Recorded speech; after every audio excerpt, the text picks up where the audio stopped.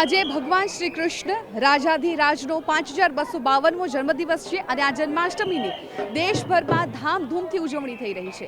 ત્યારે દ્વારકામાં કેવો માહોલ છે, કેમ કે મોટી સંખ્યામાં સવારથી જ ભાવિક ભક્તો છે ઉમટી રહ્યા છે। ભગવાન શ્રી કૃષ્ણના દર્શન કરવા માટે તેઓ આતુર છે। ત્યારે ભક્તો સાથે જ વાત કરી કે આજના દિવસે ભગવાન પ્રત્યે તેમનો ભાવ કેવો છે, કઈ રીતે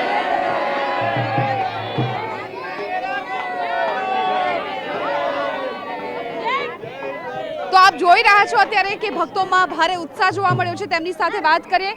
તમે કેટલા વર્ષથી અહીંયા આવો છો અને આજે કેવું લાગી રહ્યું છે? આજે બહુ સારું લાગી રહ્યું છે। કાનુડાના જન્મદિવસ ઉપર અમે આવ્યા છે। બહુ મોટી સંખ્યામાં ભીડ જામી છે અને બહુ વ્યવસ્થા પણ સારી છે અહીંયા અને દર્શન પણ અમને બહુ સરસ રીતે અમને કરવા મળ્યા છે। આજે અમને બહુ ખુશી થાય છે કે અમે કાનુડાના જન્મદિવસ ઉપર અમે અહીંયા આવ્યા છીએ। બા, તમારા હાથમાં પ્રસાદ દેખાઈ રહ્યો છે, તમે દર્શન કરી લીધા ભગવાનના? કરી દીધા છે। હું 10 વર્ષથી આવું છું ને મને બહુ જ એમ ઈચ્છા થાય એમ કે નથી જવું પણ તોય આવી જ જવું ગમે તેમ કરીને। કાનુડો બોલાઈ લે છે? કાનુડો બોલાઈ દે છે।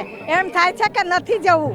કાલે પણ એવું થયું તોય 1 વાગે ભાગી આવી અને બોલાવે છે મારો દ્વારકાના દેશ ને। બહુ જ બધું સારું લાગે છે અને બહુ ખુશી લાગે છે। દ્વારકાધીશની કૃપા છે। અમે હર સાલ આવીએ છીએ ને દર્શન કરીએ છીએ। અમારો નાથ અમને બોલાવે જ છે। કાલ સવારે જય દ્વારકાધીશ।